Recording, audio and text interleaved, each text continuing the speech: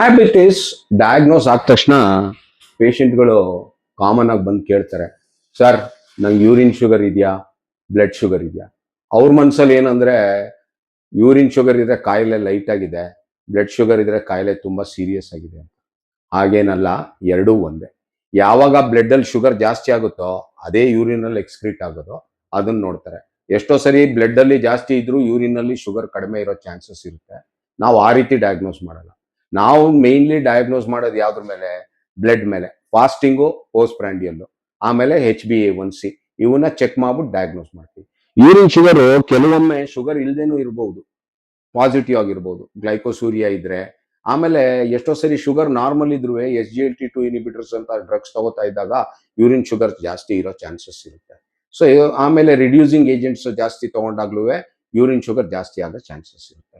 So urine sugar, blood sugar ಅನ್ನೋದನ್ನ ನೀವು ಮೈಂಡಿಂದ ತೆಗೆದಾಕ್ಬಿಡಿ. ಯಾವ ತಿಂದ ಆಹಾರ ಬ್ಲಡ್ ಅಲ್ಲಿ ಏನಾಗುತ್ತೆ, ಶುಗರ್ ಆಗಿ ಕನ್ವರ್ಟ್ ಆಗುತ್ತೆ. ಅದೇನ್ ಮಾಡುತ್ತೆ, ಶುಗರ್ ಕಿಡ್ನಿ ಫಿಲ್ಟರ್ ಮಾಡುತ್ತೆ. ಒಂದ್ ಥ್ರೆಶೋಲ್ಡ್ ವರೆಗೂ ಫಿಲ್ಟರ್ ಮಾಡಿ ವಾಪಸ್ ರೀಅಬ್ಸಾರ್ಬ್ ಮಾಡ್ಕೊಂಡು ಬಾಡಿಯಲ್ಲಿ ಬಿಟ್ಬಿಡುತ್ತೆ.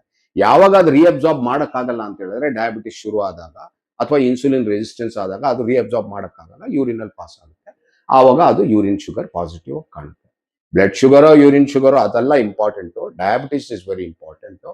ನಾವು ಇದನ್ನ ಆದಷ್ಟು ಕರೆಕ್ಟಾಗಿ ಡ್ರಗ್ ತಗೊಂಡು ಲೈಫ್ ಸ್ಟೈಲ್ ಮಾಡಿಫಿಕೇಶನ್ ಮಾಡಿಕೊಂಡು ಕಂಟ್ರೋಲ್ ಮಾಡ್ಕೊಳ್ಳೋದನ್ನ ಕಲಿಬೇಕು.